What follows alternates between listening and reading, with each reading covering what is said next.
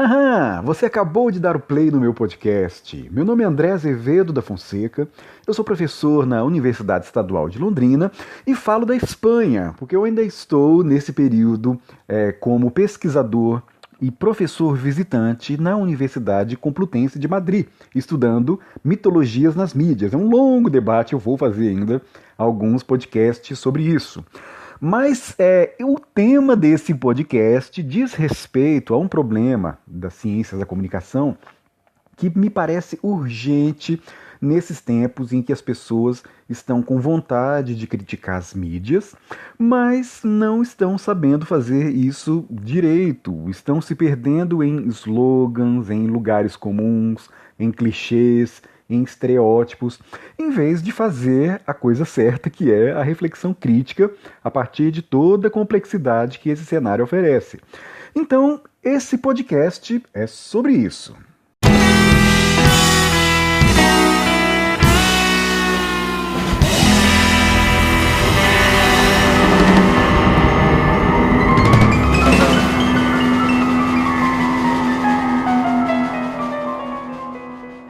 Mas antes, alguns recados. Eu criei um projeto de financiamento coletivo para fazer com que essas iniciativas de divulgação científica no campo da comunicação e das humanidades possam conquistar aí uma periodicidade e eu consiga profissionalizar uma pequena equipe para fazer com que esses conteúdos tenham ainda mais qualidade e que eu tenha finalmente tempo para poder me dedicar aos roteiros e fazer com que a parte da edição e da divulgação e outras atividades aí da produção dos podcasts e do meu canal no YouTube tenham aí condições de avançarem. Então, quem puder contribuir seria muito bem-vindo. É só acessar o site catarse.me/Azevedo da Fonseca. Lá tem todas as explicações para que você possa contribuir e participar desse clube de assinaturas. Você pode escolher uma assinatura recorrente e todos esses recursos serão investidos na profissionalização do canal e do podcast. Então, vocês sabem que professores, pesquisadores não têm tempo para fazer tudo como eu faço e por isso essa iniciativa é indispensável. Então, participe, isso é muito importante e você pode contribuir também divulgando o podcast, compartilhando com seus colegas, fazendo com que essa iniciativa alcance mais pessoas, porque a gente sabe como esses temas são importantes e a sua participação nesse sentido é indispensável para que esses temas sejam bem discutidos. Muito bem? É isso. E é claro, eu faço questão de agradecer nominalmente os apoiadores que já estão contribuindo nesse clube de assinaturas e participando do projeto de financiamento coletivo dessas iniciativas de divulgação científica, que são a Daniela Nascimento, o Humberto e Silva Ribeiro de Lima, Catrine Rabelo, Dinei Júnior, o Ramon Fernandes Lourenço, o José Guilherme Fernandes Moura e o Inoue. Inoue, de novo, manda um tweet para mim para falar o seu nome. Eu quero falar o seu nome direitinho aqui nos agradecimentos. Pessoal, muito obrigado. Vocês são os primeiros assinantes, os primeiros que estão apoiando para valer efetivamente o podcast, e sou muito grato a vocês e a gente vai junto construir uma alternativa muito legal, um projeto muito legal de divulgação científica das humanidades a partir primeiro do podcast e depois com uma série de vídeos muito legais no YouTube. Muito obrigado a vocês e, mais uma vez, todos que puderem contribuir, acessem catarse.me/Azevedo da Fonseca. Lá eu explico direitinho como é que faz para vocês participarem desse clube de assinaturas. E tem lá as recompensas e vocês vão poder, o que é mais importante, contribuir com a promoção de uma cultura científica e de uma discussão mais qualificada sobre ciências humanas, comunicação e educação nas redes sociais também. Muito obrigado a todos vocês.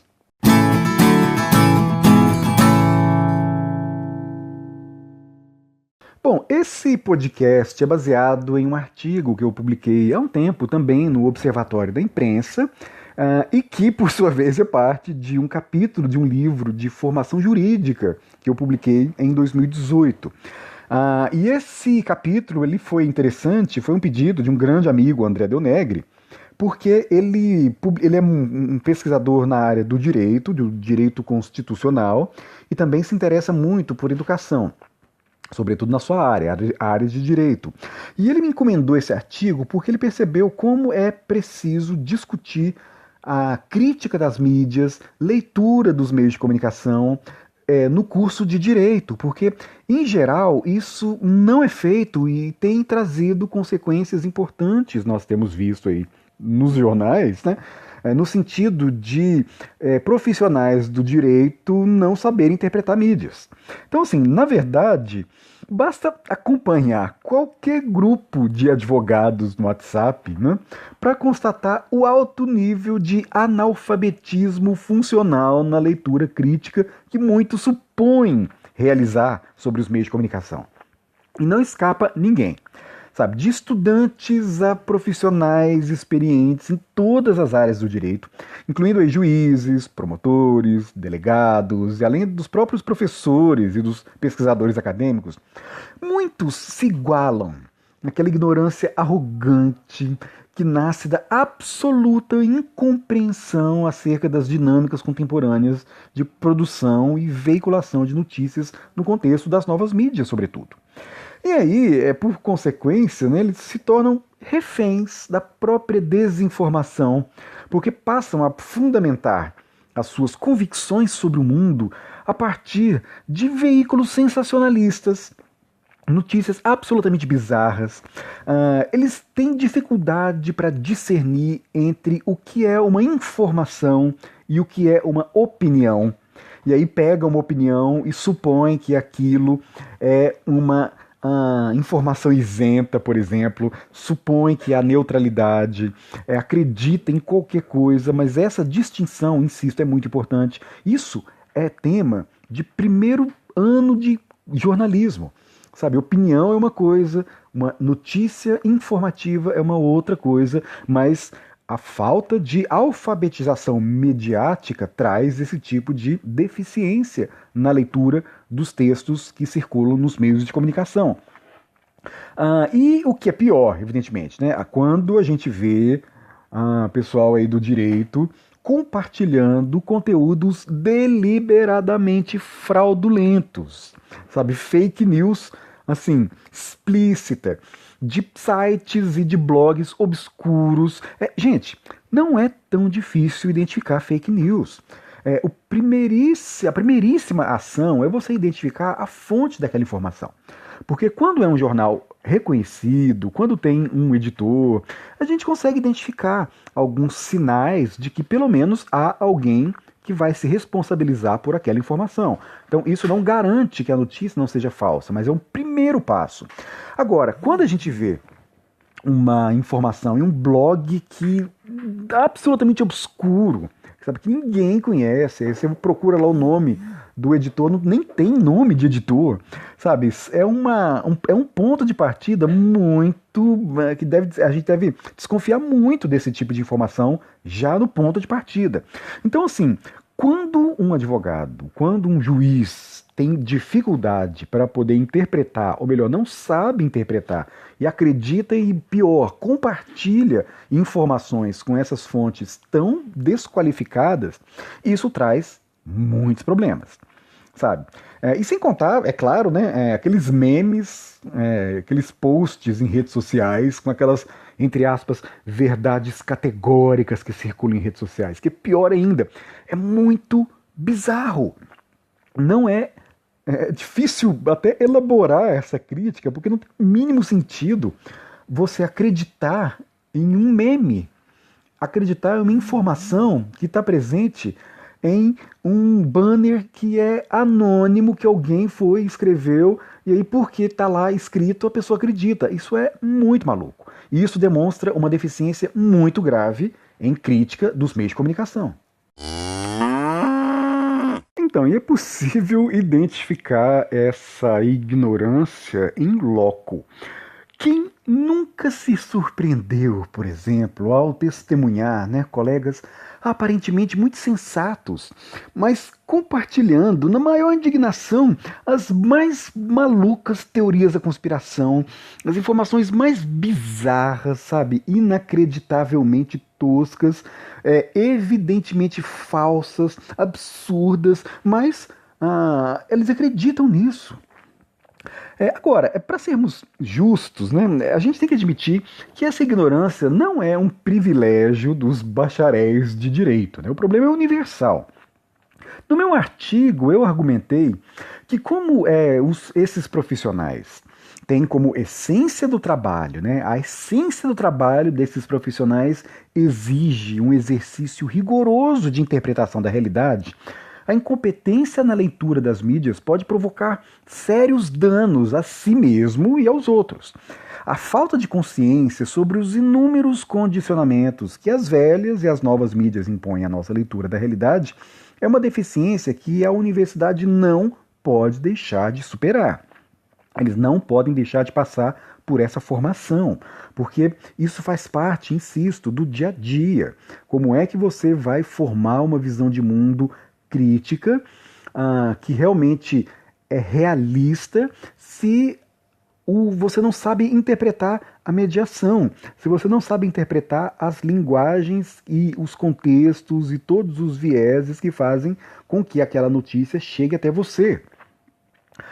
E o problema é que, de novo, lembrando que esse texto é baseado em um capítulo de um livro de formação jurídica, raramente a formação superior em direito inclui no seu programa aquilo que estudiosos da comunicação chamam de alfabetização midiática, ou media literacy, na tradição inglesa. E essa escola de pensamento parte do princípio de que, desde o século XX, o estudo sobre as linguagens das mídias deveria se tornar uma matéria tão fundamental à formação escolar, acadêmica, profissional e cidadã quanto a língua portuguesa, a metodologia científica, o direito constitucional, por exemplo. Sabe, no contexto do capitalismo informacional, como diz o Manuel Castells, marcado pela influência decisiva dos meios de comunicação em praticamente todas as instâncias da vida social, é indispensável conhecer os mecanismos que condicionam a produção e circulação de mensagens nas mídias. Então, a gente precisa saber, por exemplo, que empresas de mídia tratam a informação como um produto ou um serviço à venda.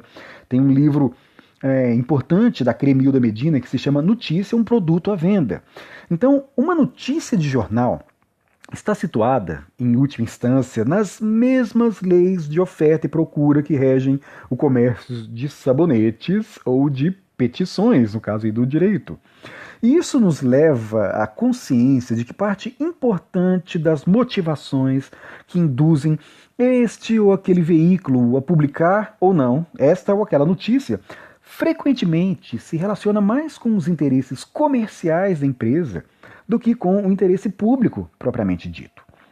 Sabe, então, uma notícia importante, extremamente relevante, mas que não corresponde às demandas imediatistas dos clientes, ela simplesmente deixa de ser publicada para dar espaço àquela notícia pitoresca que sempre atiça a curiosidade e garante a audiência. Então, isso é inclusive discutido em um campo da comunicação através da teoria do agenda setting. Isso tem conotações políticas, mas também econômicas. O agenda setting é mais ou menos o estabelecimento da agenda pública, e no caso da agenda pública de discussão pública sobre os temas. E isso significa o seguinte: insisto, a falta de alfabetização midiática faz com que as pessoas não consigam interpretar os verdadeiros problemas das mídias. Acha que o problema está só no conteúdo, está só no que é publicado. Na verdade, a gente teria que analisar uma camada anterior a isso. Por que o editor escolheu publicar aquela matéria? E por outro lado, por que o editor escolheu não publicar nada sobre aquele assunto? Então, na teoria da agenda setting, aliada a outras teorias importantes na comunicação, como os estudos sobre recepção. Essa é uma outra questão importante também, vou falar sobre isso. A gente percebe que o jornal, as notícias que circulam no jornal provocam efeitos nas pessoas, certo? Ou seja, algumas pessoas pegam aquela notícia e dizem: ah, isso é verdade, olha só, pega o jornal para mostrar para o outro, para comprovar uma verdade a partir daquele documento. Outros já dizem: não, isso é mentira, eu não acredito nisso, é fake news, etc. E, de novo, usa esse documento para poder dizer que esse documento foi forjado, que essa notícia é mal feita, que essa notícia é mentirosa. Mas a teoria da Agenda Setting diz que isso é parte do problema, porque a parte mais importante do problema é o estabelecimento da própria pauta de discussão. Ou seja, quer você seja crítico àquela matéria, quer você seja crente naquela matéria, o fato é que você está falando daquele tema e não de outros temas. Tá vendo como que o problema do estabelecimento da agenda, do agenda setting, é muito mais complexo do que os conteúdos? Insisto, você pode falar sobre muitos assuntos. Os jornais restringem os assuntos que são verdadeiramente discutidos na sociedade. E ao restringir esses assuntos, acaba sendo uma forma de censurar, não é a palavra mais adequada, né? Porque é mais sofisticado do que isso. É a capacidade de estabelecer a pauta. E isso traz consequências importantes, porque se você diz que indígenas não são importantes, ok, você vai simplesmente ignorá-los. Não vai ter nenhuma notícia sobre indígenas. Então, todo o sofrimento, todos os problemas, toda a discussão a respeito dos indígenas, das comunidades indígenas, são simplesmente ignorados.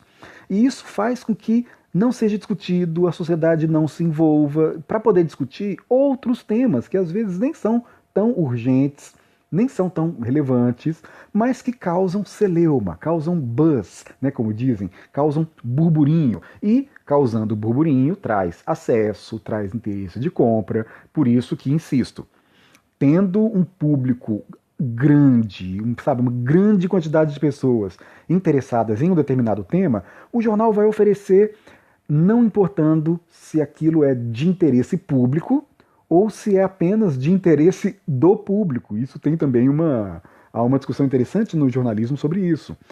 O público sempre vai se interessar por coisas pitorescas, mas isso não necessariamente tem relevância pública.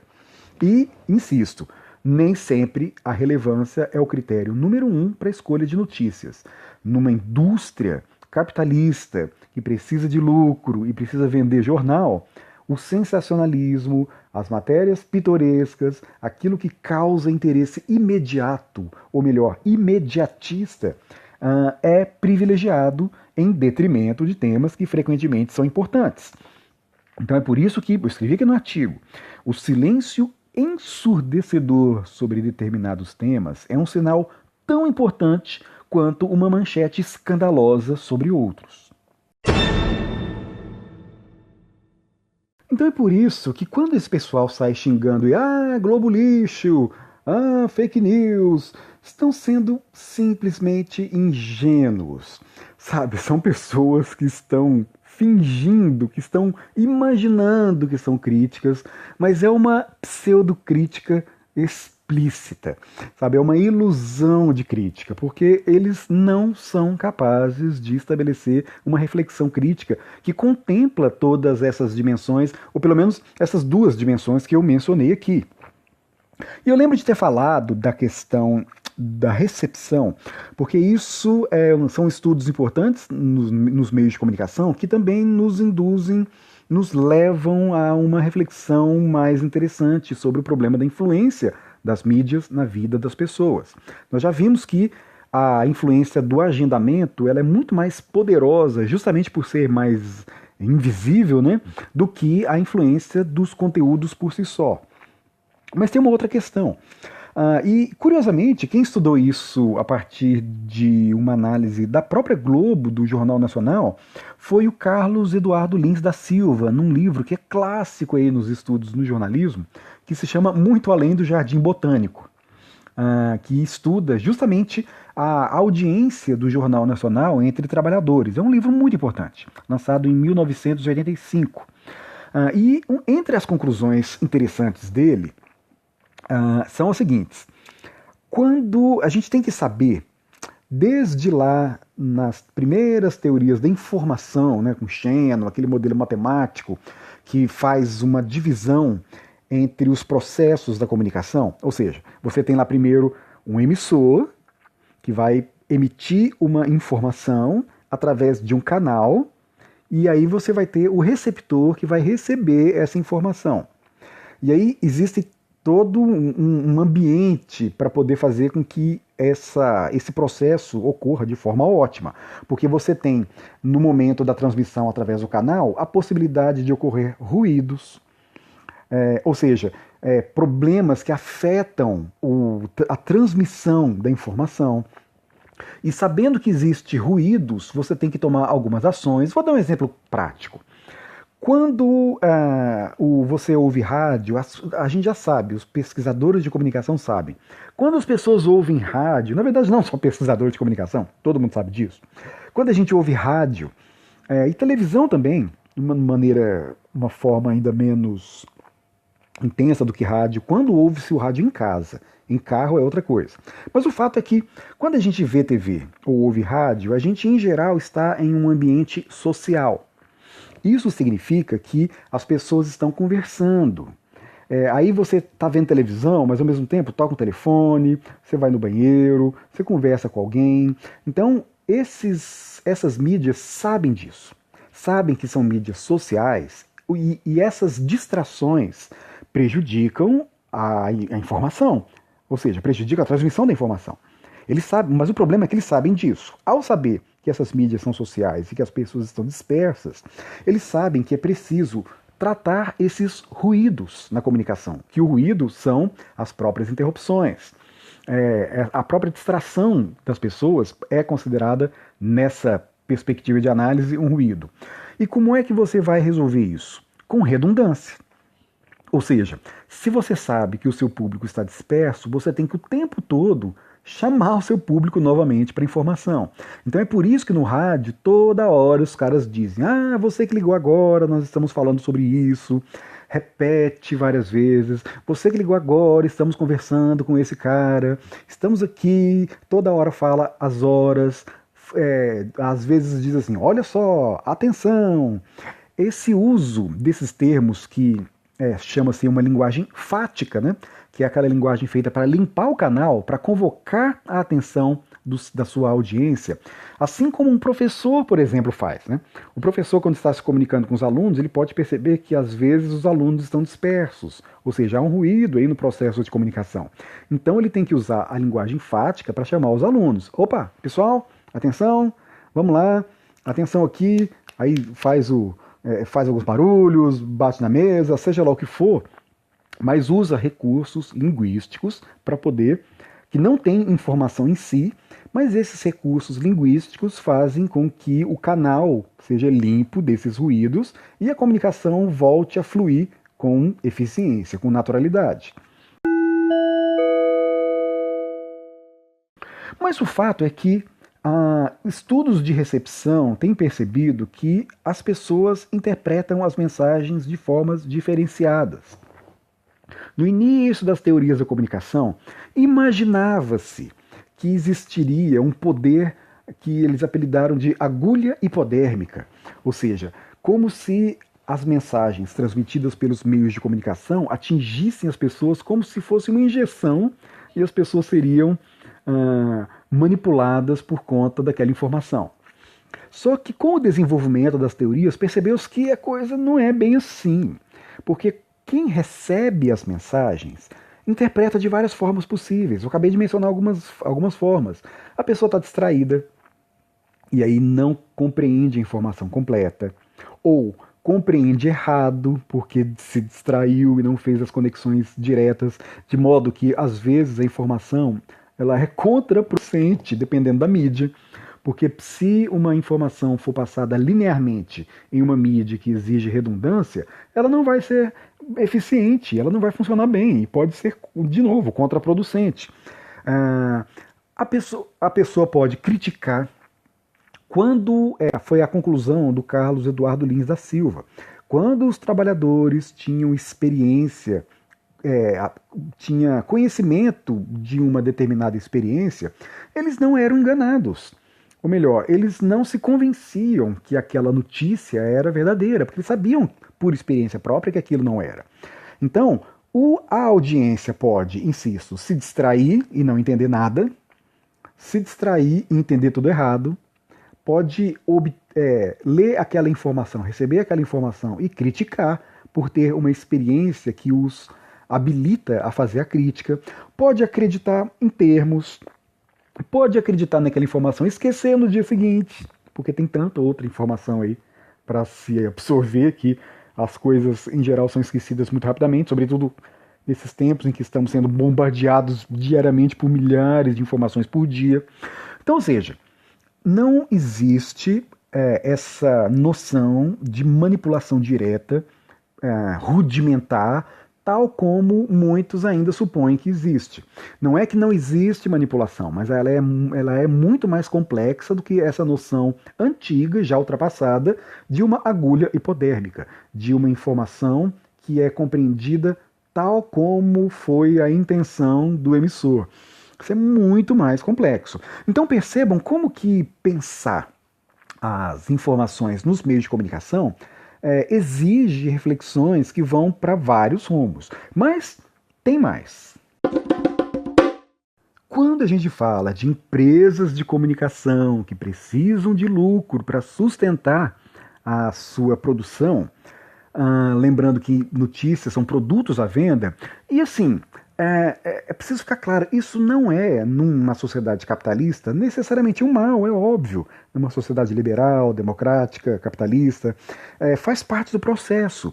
Isso traz condicionamentos, mas não inviabiliza necessariamente.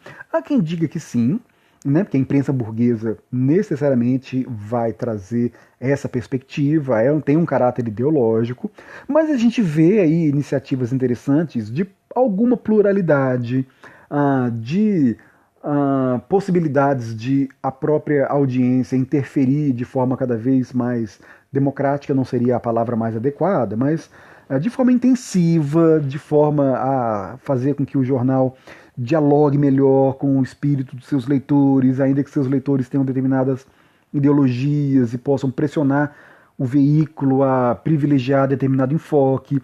Mas o que eu quero dizer é que há uma tensão, há várias contradições. Não é um totalitarismo, sabe? Não é tão simples e direto e mecânico como essas críticas mal formuladas, essas pseudocríticas costumam sugerir. Mas é verdade, sabe, os interesses particulares dos proprietários dos meios de comunicação às vezes se alinham, né, por exemplo, com as políticas econômicas do governo e às vezes se chocam, às vezes são contrastantes. Então, a da isenção de impostos, por exemplo, em determinados setores, a regulamentação dos meios de comunicação, um tema super espinhoso, muitos dos temas noticiados são enviesados em benefício dos interesses da empresa jornalística, que, é claro, vai apresentar esses interesses como se fossem interesse público. Isso é típico de ideologia. Pega um interesse seu ou do seu grupo, um interesse particular que vai beneficiar exclusivamente a você e ao seu grupo e apresenta no seu jornal para a sociedade como se essa medida fosse benéfica para o país como um todo. Sabe, transforma um interesse público, mascara, na verdade, um interesse particular como se fosse de interesse público e as pessoas começam a defender aquele interesse seu particular por conta dessa ilusão que é criada a partir da ideologia. Então, a gente tem que perceber que isso é um fenômeno real, certo? O jornal, como empresa, tem os seus interesses e pode mascarar os seus interesses através do discurso do interesse público, do interesse do leitor. A gente sabe que políticos bem relacionados com empresários de mídia, né, sobretudo aqueles que tradicionalmente aprovam grandes volumes de publicidade governamental nas páginas dos seus veículos de estimação, eles tendem a receber uma cobertura jornalística mais amistosa e, de certo modo, domesticada. Isso acontece sobretudo nas empresas mais frágeis, ou seja, nas empresas do interior, porque são jornais que precisam muito de recursos públicos, né, de publicidade governamental lá dos municípios, e acabam se tornando reféns dessa publicidade dos municípios e ficam adocicados e ficam subservientes e publicam só matérias de interesse, entre aspas, da prefeitura e não da sociedade. Então, quando a gente vê jornais muito bonzinhos, sabe, muito domesticados, cheios de propaganda de órgãos públicos municipais, por exemplo, não precisa nem desconfiar. Tenha certeza de que o jornal está sendo. Tá vendo como o termo há uma sutileza. A gente não pode dizer que ele está sendo necessariamente comprado, porque pode usar em termos metafóricos, mas o jogo é mais sutil do que isso, sabe? É tudo legal, não tem nenhum problema de corrupção nesse sentido, porque é correto que a prefeitura anuncie nos jornais para fazer uma comunicação pública eficiente. Ou seja, é preciso informar a população de forma eficiente e barata sobre as ações que vão beneficiar a cidade. Sabe, os comunicados da prefeitura devem ser feitos. No entanto, a gente vê como que isso em uma negociata, sabe, os caras vão lá, tomam um cafezinho e conversam e fazem acordos cheios de não ditos, cheios de sutilezas. É um jogo muito espertalhão, essa é a palavra, sabe? É um jogo muito de gente, de cachorro grande. Eu já trabalhei em mídia, então eu vejo isso, eu vi isso acontecendo, sabe? É uma conversinha muito esperta, é tomar um cafezinho, sabe? É como um poker. Tudo é sutil, tudo é não dito, há regras implícitas, há regras de reciprocidade, sabe? É aquela gentileza, é um comércio de gentilezas. Eu trabalhei isso muito no meu livro que eu vou lançar em 2019, talvez, ou talvez 2020, vamos ver, depende da editora, pela Federal do Paraná, que fala muito sobre esse comércio de gentilezas. Mas o fato é que, insisto, né? Essas empresas, os donos das empresas que se relacionam com a política, que fazem lobby, têm os seus interesses e isso é estabelecido também. E por outro lado, né, aqueles que não frequentam os salões e preferem, por exemplo, descentralizar as verbas públicas em jornais menores para valorizar veículos alternativos, eles chegam a ser ostensivamente perseguidos.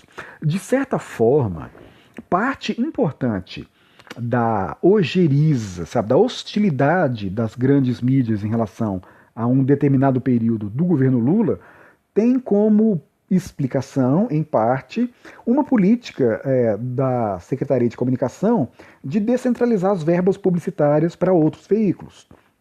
Os críticos dizem que o governo federal acabou aparelhando e criando um monte de blogs aí que acabam sendo, na crítica deles, sustentada com dinheiro público, mas o lado benéfico é que, de fato, houve uma descentralização de recursos e foi possível criar um ecossistema midiático, pelo menos era a intenção na época, mais plural. Nós vimos que isso é um tema espinhoso também, há vários problemas, há várias divergências, não é o objetivo deste podcast. A gente pode até discutir isso depois. Mas o fato é que aqueles que não frequentam salões, que não almoçam, né, não participam lá dos cafezinhos, dos banquetes, dos coquetéis entre políticos e empresários de comunicação, não confundam com jornalista, Assim como a gente não pode confundir banqueiro com bancário, é meio ingênuo confundir o dono da empresa, sabe, o empresário de comunicação, do jornalista, que é a ponta mais frágil, apesar de termos aí as estrelas do jornalismo que são reconhecidas e têm a credibilidade para poder circular nos veículos que quiserem. Ainda assim é diferente, sabe? O jornalista às vezes se ilude com o poder que tem, com o prestígio que tem, porque quando são demitidos entram no ostracismo e aí eles caem na real ao ficar claro que eles não mandam nada. Quem manda é o dono.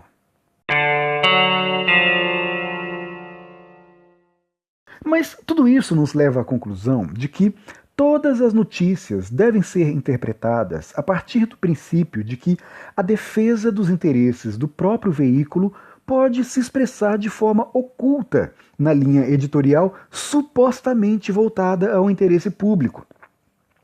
E isso quer dizer que toda a mensagem nas mídias está carregada de ideologias.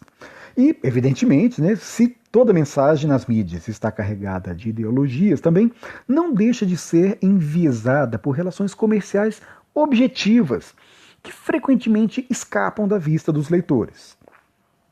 E o problema é que nem sempre, né, esses vieses são perceptíveis, até porque o mito da neutralidade e da imparcialidade da imprensa ainda persiste na imaginação de alguns leitores ingênuos que se julgam críticos. Ainda que, para falar a verdade, hoje em dia a gente tem um problema que é o inverso desse, é o espelho desse problema, da imparcialidade. É porque todo mundo supõe que todas as mídias são ou querem derrubar o governo ou são só a favor do governo. E aí isso é um discurso também muito mal formulado. Não é assim que funciona.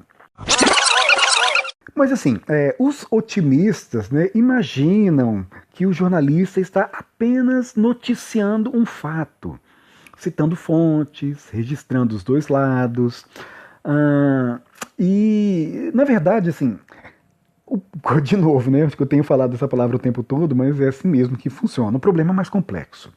E eu nem estou me referindo ao problema apontado num livro clássico, né, que se chama Como Mentir com Estatísticas, do Darrell Huff, que é um livro brilhante que denuncia os artifícios para manipular gráficos de modo a forjar conclusões enganosas a partir de dados verdadeiros para fins de propaganda ideológica.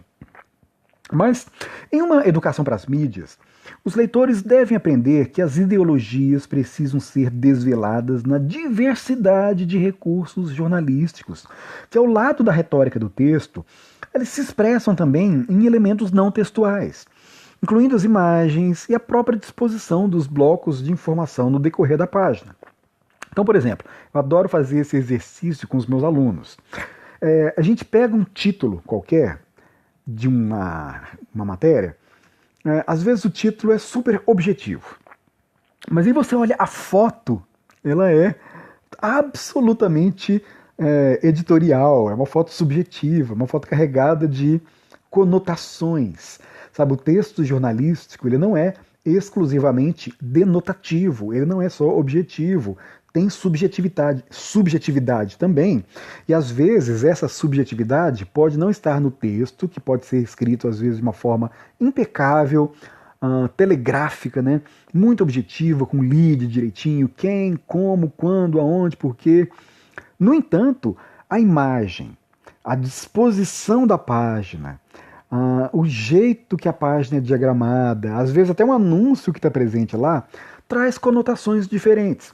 Então, imagina um título objetivo e lá na foto tem um político que se contorcendo numa careta repulsiva porque ele estava prestes a espirrar.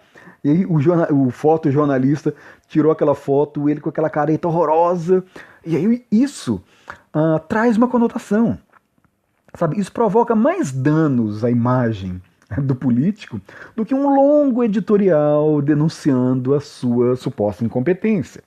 Sabe, uma imagem pejorativa pode ridicularizar o personagem ou o tema da notícia, ao ponto de induzir o leitor a uma interpretação irônica de um registro informativo. Eu percebi isso, por exemplo, no caso do Aécio Neves. É muito interessante. Acho que alguém poderia fazer essa pesquisa. Quando ele era, de certa forma, querido, né, pelos meios de comunicação, ele aparecia sempre bonitão, era um galã, sorrindo, fotos muito favoráveis à sua figura. Mas quando começaram a aparecer as denúncias, ele passou a ser mal visto. Prestem atenção nas fotografias. É ele fazendo careta, sabe? É ele em posições desconfortáveis, sabe? Ou seja, muito provavelmente, com certeza, na verdade, o fotógrafo, quando registra momentos políticos, ele tem lá centenas de fotografias daquele mesmo evento. E é claro, todo mundo que tira foto sabe disso. Quando você tira várias fotos, em algumas você está deformado, assim, sua cara, como eu disse, você acabou de espirrar, você acabou de bocejar, ou você passou a mão na cara. Então, às vezes, o ato de você estar feliz o dia inteiro, o cara está tirando sua foto. Aí, um segundo, durante um segundozinho daquele dia que você riu o dia inteiro, você passa a mão no rosto, seja lá por quê, sei lá, coçou, passou um mosquito. O fotógrafo tira aquela fotografia, ela pode ser usada para criar uma conotação diferente daquela que você sentiu durante o seu dia. E aí pergunta-se, né, isso é mentira? Porque está lá a foto. Você realmente fez aquele gesto. E a resposta que eu dou é o seguinte: sim e não.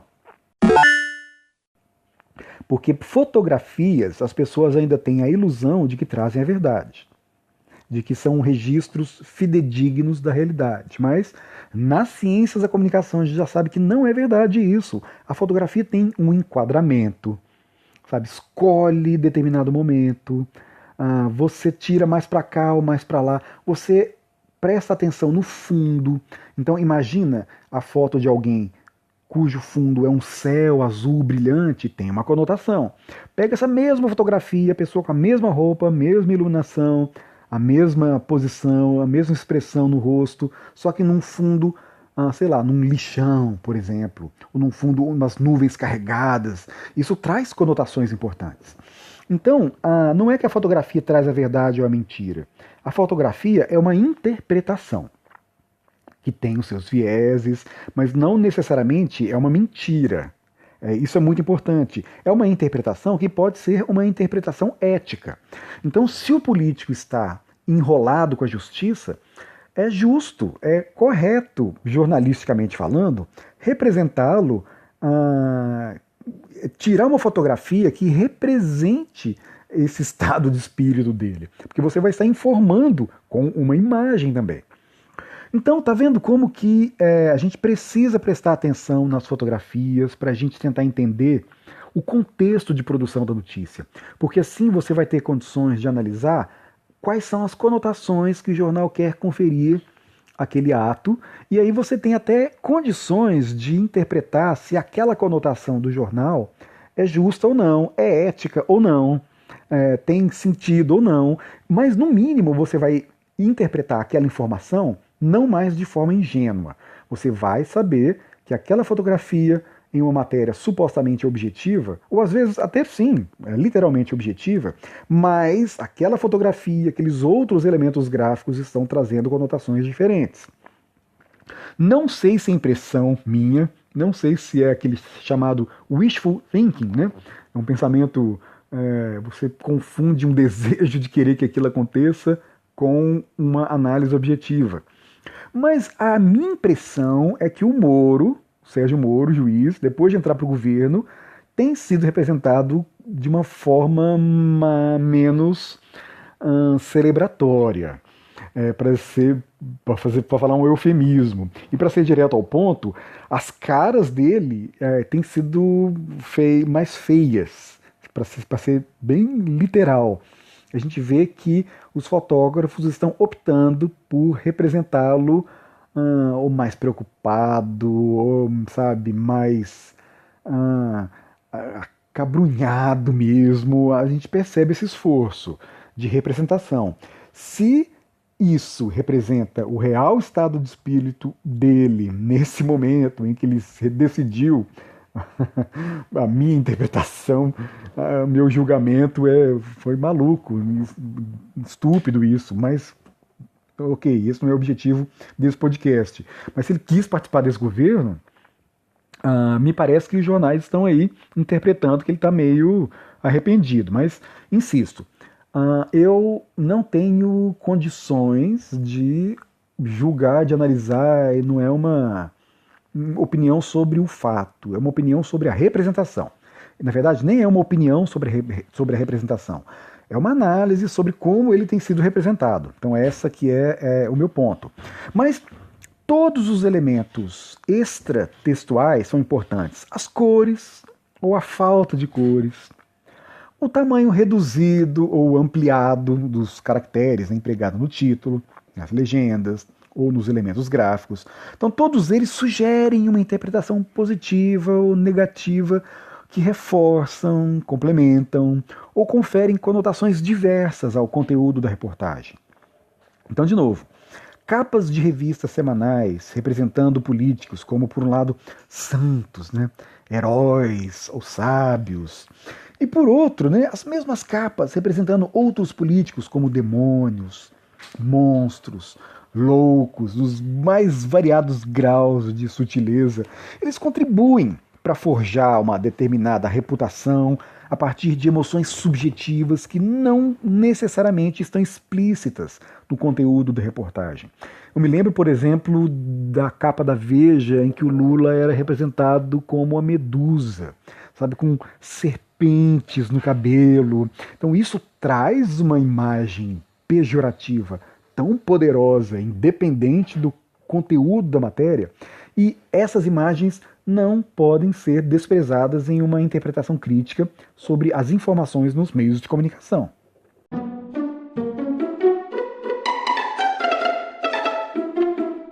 Bom, então vocês estão ouvindo, né, como são complexos os elementos para que a gente faça uma boa leitura crítica das mídias.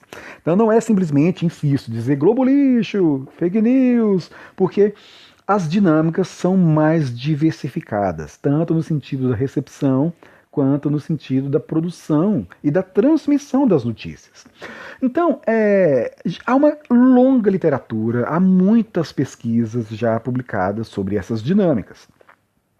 Nos campos da educação e das ciências da comunicação, há um consenso de que uma das melhores formas para aprender a ler as mídias é produzi-las de forma experimental. Essa é a perspectiva da mídia educação. Então, em síntese, essa pedagogia propõe o uso de jornais em sala de aula como recurso didático para que estudantes realizem a crítica das mídias a partir da compreensão do próprio processo de produção. E isso implica, evidentemente, não só na leitura dos jornais, né, mas no exercício de criação dos seus próprios jornais experimentais. Então, ao vivenciar o exercício de discutir pautas, delegar funções, escolher as fontes de informação, isso é importante, entrevistar, interpretar, sintetizar, redigir o texto jornalístico nos seus mais variados gêneros, né, redigir um texto de opinião, um texto noticioso, uma crônica, um ensaio, uma foto, um ensaio de fotojornalismo. E além disso, né, decidir quais reportagens, notícias, artigos, crônicas e charges produzidos para aquela edição serão realmente publicados. Lembrando, gente, jornal, sobretudo jornal físico, ele tem um espaço. Logo, não entra tudo. O editor é o responsável por selecionar o que entra e o que não entra naquela edição. Então, isso também é uma ação editorial importante, diz respeito àquela discussão que nós fizemos aí no comecinho, do agendamento. Por que que isso é importante? Por que que isso não é importante? Entre os critérios que eu elegi para dizer que isso é importante ou não, está o interesse da empresa, está o meu interesse particular em disseminar uma informação que me favorece, em vez de optar por uma informação que favorece o público, que favorece a sociedade como um todo. Além disso, tem o problema da hierarquia das informações. Você pode conferir mais destaque a algumas informações em detrimento de outras. Então, por exemplo, a gente vê como que jornais, para poder cumprir a ilusão de objetividade, até coloca lá aquela notícia no jornal, mas num espaço muito reduzido, sem nenhuma fotografia, sem nenhum destaque, para poder colocar no destaque aquela notícia que vai vender, sabe, que vai bombar, que vai trazer burburinho para poder fazer com que as pessoas consumam ou cliquem no site ou comprem o jornal. E além disso, assim, a definição da manchete, da capa, a escolha das palavras dos títulos, gente, BuzzFeed faz isso com genialidade para poder atrair a atenção dos leitores. Eles têm quase uma ciência disso, eles fazem muitas experiências para ver quais títulos são mais chamativos, e eles são muito bons nisso. Então, assim, associar a associação de fotografia, a manipulação de bloco de texto, tudo isso são recursos importantes e fazem com que a nossa compreensão das notícias sofra diversos condicionamentos. Então isso é muito importante. A gente, em geral, as pessoas que não têm consciência de todas essas linguagens que as mídias utilizam, tendem a focar só no conteúdo textual ou audiovisual, seja lá o que for, mas se esquece que para fazer uma boa crítica das mídias é preciso contemplar a linguagem também, e não só o conteúdo. Isso é muito importante.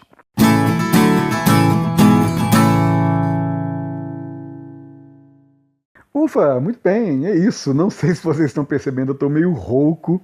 Eu estava querendo resfriar esses dias, tomei uma pastilha, mas eu não poderia deixar de fazer esse podcast, porque é uma discussão muito importante para os nossos tempos. Eu espero contribuir com os ouvintes para que a gente possa avançar nos debates, compreender melhor, com lucidez, de forma criativa e sem se render a esses slogans tolos de gente que supõe que está fazendo crítica, mas está em muitos níveis abaixo da crítica. Sabe? É uma pseudocrítica ingênua que se imagina crítica, e isso traz muitos problemas, porque, como eu disse, envenena o debate, prejudica o próprio processo de raciocínio para poder interpretar bem as mídias. Então, e o problema é que, tá vendo? É que há muitos elementos e as pessoas, em geral, tendem a querer resolver os desafios intelectuais com slogans, né? Porque é mais fácil, é mais cômodo, é mais divertido entrar em briga por conta de interpretação super simplista. E isso cansa. Pensar cansa. Mas a gente tem que fazer. Acho que isso é um desafio muito importante. Bom, é isso. Muito obrigado você que ouviu esse podcast longo. Eu acho que ficou longo até agora, mas é uma discussão legal. Lembrando que se você puder, se você quiser contribuir para que esse podcast consiga se periodizar, sabe, se tornar realmente semanal, e eu consiga ter um apoio para poder fazer com que a parte da edição, da divulgação e da arte final seja realizada por uma equipe, uma pequena equipe, você pode contribuir no meu projeto de assinatura, que é um projeto de financiamento coletivo recorrente, ou seja, você pode me pagar um cafezinho por mês, e isso vai contribuir muito para que eu possa continuar produzindo esses conteúdos com periodicidade e contribuir com a minha formação para esse debate público em relação às humanidades, à comunicação e à educação, que são os meus temas que são mais caros para mim. E como recado final, acho que vocês também já sabem, quem ouve o podcast já há algum tempo, o curso Pedagogia da Autonomia está avançando, está muito legal, são mais de 300 alunos já, ele está com uma qualificação muito boa na Udemy, e é um curso que de fato contribui para a nossa compreensão crítica e criativa sobre o ato de aprender. Ele não é um curso só para professores, é um curso para qualquer pessoa interessada em educação que quer ensinar e aprender, aprender ensinando, ensinar aprendendo. Então é uma alternativa, é uma iniciativa muito legal. Eu me orgulho muito de ter produzido esse curso. Foram 3 anos entre o primeiro momento do roteiro até a edição do último vídeo para produzir esse curso. É um curso curto, são 5 horas de vídeo no total. Tem simulados, tem exercícios, e eu recomendo muito. O curso está bem em conta, o preço ele é barato mesmo para poder democratizar. E além disso, quem digitar mais Paulo Freire, tudo em caixa alta, no código do cupom, ganha metade do curso. Então, sabe, paga metade do valor do curso. Então, eu recomendaria muito. É uma forma também de apoiar o desenvolvimento desses projetos de divulgação científica, de financiar esses projetos, e eu tenho certeza que é um curso inspirador. Foi muito inspirador para mim. Os debates que eu vejo no fórum, dentro do curso, tem me mostrado também como que há pessoas interessantes, inteligentes, que estão contribuindo muito, e dá para ver como que o curso é inspirador. Recomendo muito. Acho que quem quiser fazer, quem se interessar, não deixe de usar o cupom para pagar metade do preço. Dá uma olhada lá no site, o link está aqui na descrição. Catarse. Opa, desculpa. Esse é o financiamento coletivo. udemy.com/pedagogia da autonomia. Esse é o endereço do curso para vocês verificarem, eu recomendaria bastante. E por fim, se você não pode contribuir mensalmente, imagina, a grana tá dura para todo mundo, e não tá afim, ou não pode fazer o curso também, você pode me oferecer um cafezinho também por toda essa discussão. Dá uma olhada no link na descrição, você pode fazer uma doação pequena através do PayPal. E é também uma forma de você estimular essa produção e me ajudar a financiar todos esses projetos, que são todos voluntários, mas eu não vou deixar de fazer, porque, primeiro, eu entendo que podcast é um direito que eu tenho de me expressar. E eu vejo que a minha formação, que foi feita em grande parte em universidades públicas, eu não posso deixar de retornar para a sociedade parte desse investimento que a sociedade já fez em mim. Então, assim, por isso que todas essas contribuições são voluntárias. Imagina, eu tenho a dignidade, eu tenho o compromisso de retornar para a sociedade, através de todas essas iniciativas de divulgação científica, tudo que eu recebi. E eu faço isso com o maior prazer, isso tem que ser feito. Eu acho que não posso abrir mão disso, porque isso é muito importante. Muito bem, obrigado por ouvir até aqui mais uma vez e espero que na semana que vem a gente consiga produzir mais um podcast. Obrigado, divirta-se, juízo.